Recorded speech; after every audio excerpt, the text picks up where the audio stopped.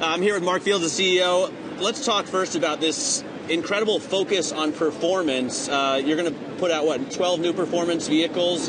Why the focus on the high end for kind of America's car maker? Well, we're showing how we're using innovation through performance, and the things that are driving that innovation that are allowing us to have these kind of great performance vehicles are focus on our EcoBoost engines, focus on lightweight materials, focus on great aerodynamics, and we've actually implemented so many of those elements across our entire lineup.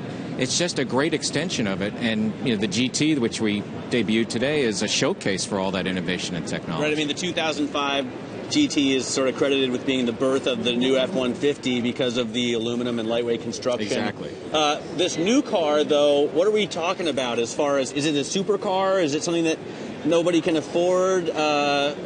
When's it going to come out? What's the engine? We pride ourselves on having a full lineup of vehicles, everything from our small vehicles all the way up to our large trucks, and even this great new supercar. And it's going to be available. We didn't show. It's not a concept. It's a real production vehicle. It'll be available towards the back end of next year. It's going to get at least 600 horsepower. It has great technology in terms of carbon fiber structure and aluminum structure, carbon fiber panels. A new EcoBoost 3.5-liter engine in it. So all this great technology to be a showcase for what we're doing as a company. Fascinating that the engine's going to be the EcoBoost. And the carbon fiber, Bill Ford, I heard earlier, saying that you guys are going to go into partnerships to build carbon fiber en masse, like real scale carbon fiber.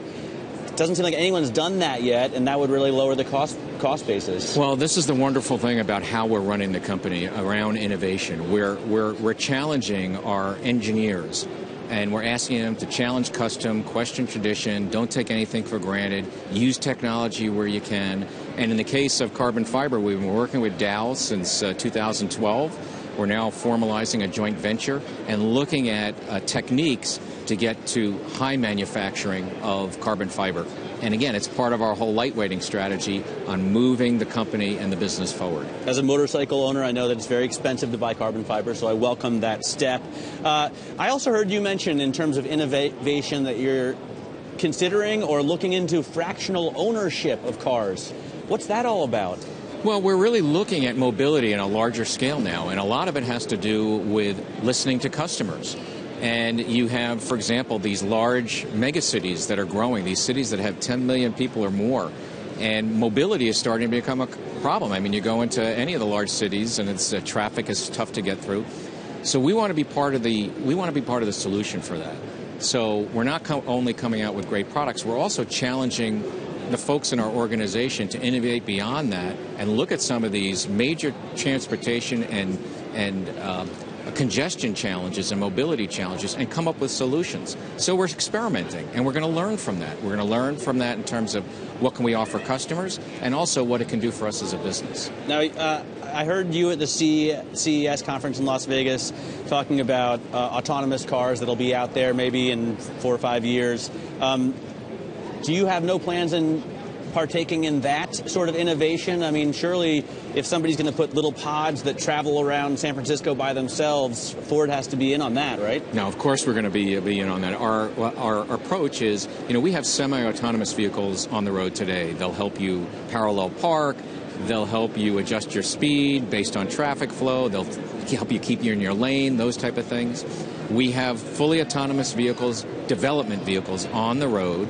We will absolutely have a fully autonomous vehicles. We haven't talked about the timing because for us, we want to make sure that when it comes out, it's right for the customer and it's accessible to millions of folks and not just luxury customers. Now, you remember your predecessor, Alan Mulally, he went over and is now on the board at Google. They're into the whole self-driving car thing and looking for partners. So will Ford partner up with them?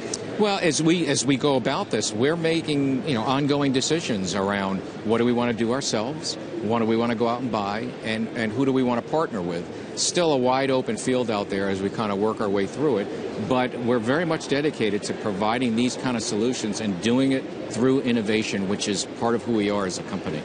Let me ask about, you worked in Japan, you worked in Europe before coming up to this role to run the whole company.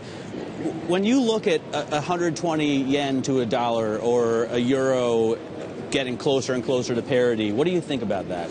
Well, I think, obviously currencies are part of our business. Our approach is pretty simple. Our approach is we expect that the markets will set currency rates and not governments. And we've seen, for example, with the Japanese yen, that's been weakened based on some of the policies of the Japanese government, and that's given some of our competitors an advantage.